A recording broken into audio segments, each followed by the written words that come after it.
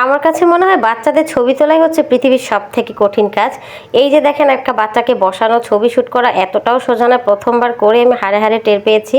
তো যাই হোক, সকালবেলা উঠে ঘুম থেকে উঠে হচ্ছে সহজ ঝটপট একটা নাস্তা আইটেম বানিয়ে নিয়েছি। ডিম দিয়ে হচ্ছে পাউরুটি ভেজে নিয়েছে। এটা হচ্ছে আমার জামাইয়ের ভীষণ পছন্দের। সে মাঝে মধ্যে বায়না করার আমি থেকে বানিয়ে দিই। এটা সকাল কিংবা সন্ধ্যা যে কোনো সময় খেতে ভালো লাগে। এরপর তাকে বানিয়ে দিলাম, আর সেও কিন্তু খুব মজা করে খাচ্ছে। তো যেহেতু তার পছন্দ, তাই তাকে একটু মাঝে মাঝে আমি এটা বানিয়ে দিই। তো এটা হচ্ছে আমার মনে কম বেশি সবারই পছন্দ। সকালের খাওয়া দাওয়া শেষ করে দুপুরবেলা আম্মা বলল যে চলো আমরা কিছু রুটি বানিয়ে খাই। হচ্ছে আমাদের অঞ্চলে তো হাঁসের মাংস, গরুর মাংস সব কিছু দিয়ে খায়। তাই এবার একটু হচ্ছে ভিন্ন রকমের খাবো। হচ্ছে দুধ দিয়ে মিঠা দিয়ে হচ্ছে পিঠা হচ্ছে একটু ভিজিয়ে ভিজিয়ে খেতে অনেক ভালো লাগে।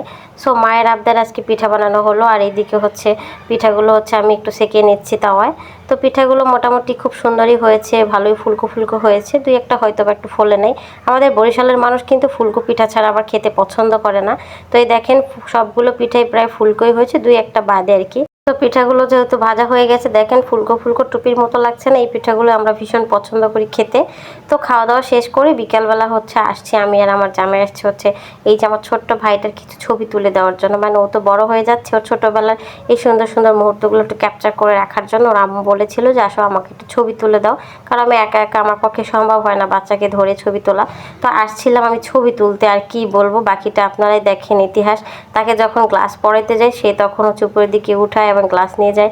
যখন খেলনার মধ্যে বসে তখন সে খেলনা থেকে নেমে যাবে, আবার এদিকে তাকাইতে বলে সে তাকায় না। মানে হচ্ছে যদি ঘড়ি পড়ায় তো ঘড়ি খুলতে যাবে। আর এরপরে তো লাস্ট পর্যন্ত বিরক্তি হয়ে সে ড্রেস চেঞ্জ করতে করতে কান্নাই করে দিছে। একবার পাঞ্জাবি একবার গেঞ্জি, যাই হোক অনেক কষ্ট করে ছবি শুটমুট করে তারপর গরমের মধ্যে একটু শান্তির জন্য চলে আসলাম ছাদে। এই তো ছাদে ওঠার পর দেখেন আমার জামাই পান খাচ্ছে, কি প্রশান্তিতে পান খাচ্ছে দেখেন, আর মুচকি মুচকি হাসছে। এই তো দেখেন সবাই মিলে ছাদে একটু আরাম করলাম, আর আমার মুখেও দেখেন পান। এটা হচ্ছে আমাদের বরিশালের মানুষের ঐতিহ্যবাহী পান। মানে হচ্ছে আমরা পান ছাড়া চলতেই পারি না, বিশেষ করে আমি তো মাঝে মাঝে পান খাই। এর জন্য সে আমাকে বকাও দেয় যে এত পান খাইও না, কিন্তু আমার মন ভালো লাগলেই একটু পান খাই আমি। আর এইদিকে তার অনেক বেশি গরম লাগছিল, সে হচ্ছে পুরনো একটা হচ্ছে বিছনার চাদর নিয়ে এসেছিলো। এখন ছাদে যেহেতু কাজ করতেছে উপরে আর অনেকগুলো তলা উঠাইতেছে, তো এর জন্য সেই বিছনার চাদরটা একটু লেচে বসবে আর কি, মানে ছাদে বসার মতো, মানে বসতে মন চাইলে একটু শুইতে ইচ্ছা করে, এর জন্য নিয়ে আসছে। বালিশ টালিশ সবই নিয়ে আসছে। সে শুয়ে বসে কাটাক, আর আমি হচ্ছে এদিকে একটু তাদের সাথে গল্প করি। এই দেখেন শুয়েই পড়ছে, মানে বলে না বসতে দিলে শুতে চাই, তেমনই একটা অবস্থা হয়েছে তার। সে একটু বসবে বলে এখন শুয়েই পড়ছে।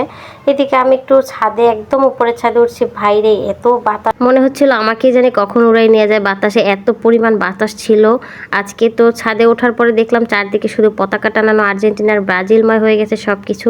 তো এই ছিল আমার ছোট্ট একটা ব্লগ। সবাই ভালো থাকবেন, আল্লাহ হাফিজ।